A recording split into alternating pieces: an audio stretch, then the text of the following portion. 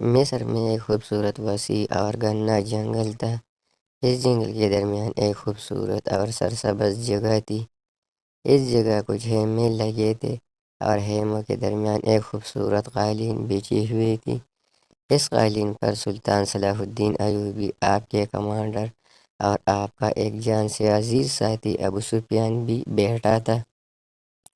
سلطان صلاح الدین ایوبی نے ابو سفیان سے کہا کہ مصر کا سلطان بننے کے بعد دشمن میرے سلطنت کو کمزور کرنے کے لیے ہر حربہ استعمال کرے گا۔ ابو سفیان، تم آنے والے وقت میں مصر کی سلطنت کو کمزور کرنے والے خطرات کے بارے میں ایک فہرست تیار کرو اور وہ مجھے دے دو تاکہ ان خطرات سے نمٹنے کا بندوبست بروقت کیا جا سکے۔ ابو سفیان نے حکم کی تعمیل کی اور ایک فہرست تیار کر کے سلطان صلاح الدین ایوبی کو دے دیا۔ یہ فہرست سلطان صلاح الدین ایوبی کی فتوحات کی بنیاد تھی۔ سلطان صلاح الدین ایوبی نے وہ فہرست سامنے رکھ کر پڑھنا شروع کیا۔ اس میں ان قلعوں کے نام تھے جس میں غدار موجود تھے اور بغاوت کے لیے تیار بیٹھے تھے۔ سلطان کو پریشان دیکھ کر ابو سفیان قریب آیا اور کہا کہ اس فہرست میں آپ نے کیا دیکھا کہ جس کی وجہ سے آپ کی پریشانی بڑھ گئی ہے؟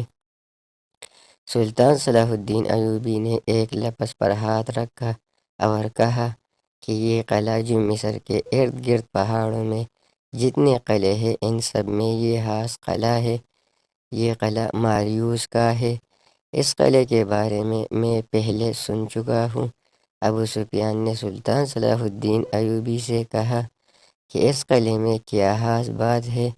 تو سلطان صلاح الدین ایوبی نے کہا کہ جو بھی اس قلعے کو فتح کرتا ہے وہ اس قلعے کو اپنے قبضے میں زیادہ دیر تک نہیں رکھ سکتا۔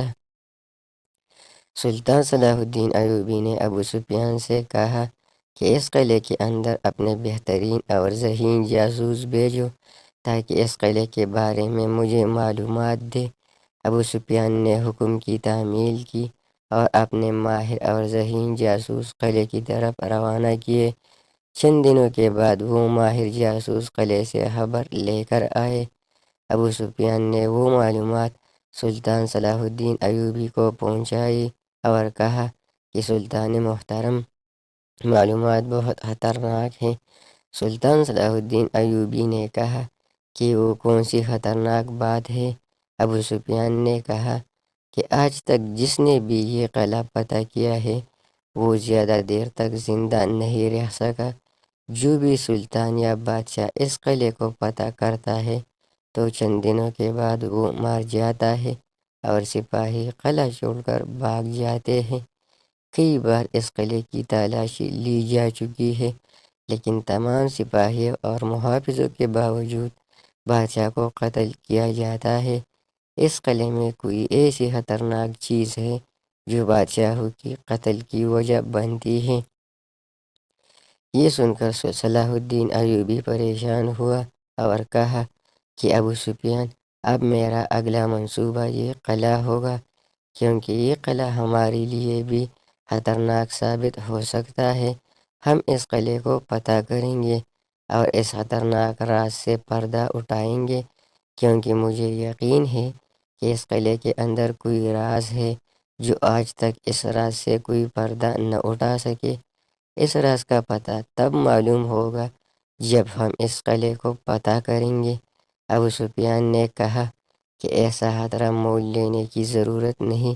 سلطان صلاح الدین ایوبی نے کہا کہ میں یہ قلعہ فتح کر کے چین سے بیٹھوں گا۔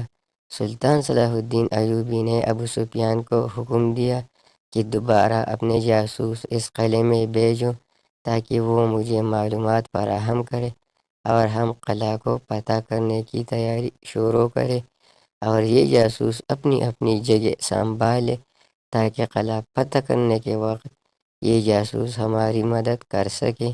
ابو سفیان اس فتح کے خلاف تھا کیونکہ وہ ایک پر اسرار قلعہ تھا اور فتح کرنے کے بعد قتل کا راز بھی تھا۔ لیکن سلطان صلاح الدین ایوبی اپنی بات پر ضد کرتا رہا۔ چند دنوں کے بعد سلطان نے ابو سفیان کو حکم دیا کہ سپاہیوں کو قلعہ پر حملہ کرنے کے لیے تیار کرے۔ سپاہیوں نے قلعے پر حملہ کر دیا اور قلعے کے اندر جاسوسوں کی مدد سے سلطان نے قلعہ آسانی سے پتہ کر لیا۔ سلطان نے ابو سفیان کو حکم دیا کہ اپنے بہترین سپاہی قلعے کی حفاظت پر لگائے۔ اس رات سے پردہ اٹھانے کے لیے میں آج رات قلعے میں قیام کروں گا کہ کیوں اپنے سپاہیوں اور محافظے کے باوجود بادشاہ کو قتل کر دیا جاتا تھا۔ ابو سفیان نے کہا کہ میں یہاں رکنے کے لیے تیار ہوں، آپ اپنے کمرے کے اندر چلے جائیں۔ لیکن سلطان صلاح الدین ایوبی نے کہا کہ میں اس راز کو خود پاش کرنا چاہتا ہوں۔ سلطان قلعے کے اندر مرکزی کمرے میں آرام کے لیے چلا گیا۔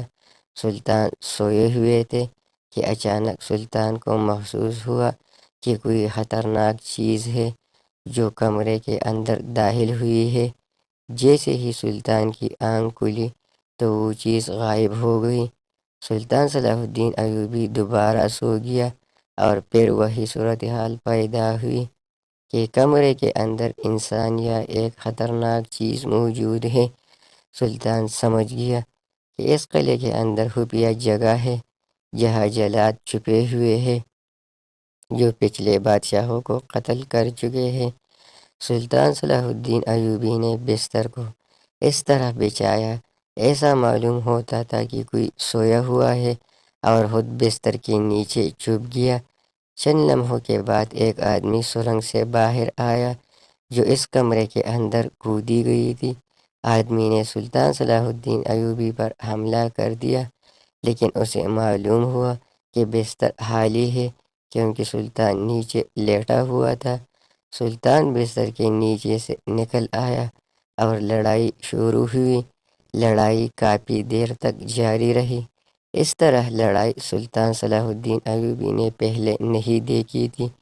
سلطان تھک چکا تھا کیونکہ یہ جلاد عام انسان تھے لیکن بہت طاقتور تھے۔ آخر کار سلطان صلاح الدین ایوبی نے ان جلادوں کو قتل کیا اور پھر محافظوں کے ساتھ اس سرنگ کے اندر گیا تو وہ سرنگ قلعے کے مرکزی کمرے کے نیچے کودی گئی تھی، اور اس میں یہ جلاد چھپے ہوئے تھے جن کو سلطان نے قتل کر دیا تھا۔ اس سرنگ کے اندر ہتھیار بھی تھے۔ جو بھی بادشاہ یا سلطان اس قلعے کو فتح کرتا تھا اس کو اور اس کے محافظوں کو یہ جلاد رات کے وقت ان ہتھیاروں کی مدد سے قتل کرتے تھے، اور باقی سپاہی ڈر کی وجہ سے اس قلعے سے بھاگ جاتے تھے۔ اسی وجہ سے کئی سالوں تک یہ قلعہ ان جلادوں کے قبضے میں تھا، لیکن سلطان نے اپنی جان پر کھیل کر یہ قلعہ ان جلادوں سے خالی کر دیا۔ اس قلعے کی وجہ سے کئی بادشاہ قتل کیے جا چکے ہیں۔ اگر اس رات سلطان بھی پرسکون نیند سو جاتا تو یہ جلاد سلطان کو بھی قتل کر سکتے تھے۔ یہ قلعہ فتح کرنے کے بعد سلطان نے دوسرے قلعے آسانی سے فتح کیے۔ سلطان جو بھی قلعہ فتح کرتا تو اس پر اسلام کا جھنڈا لہراتا تھا۔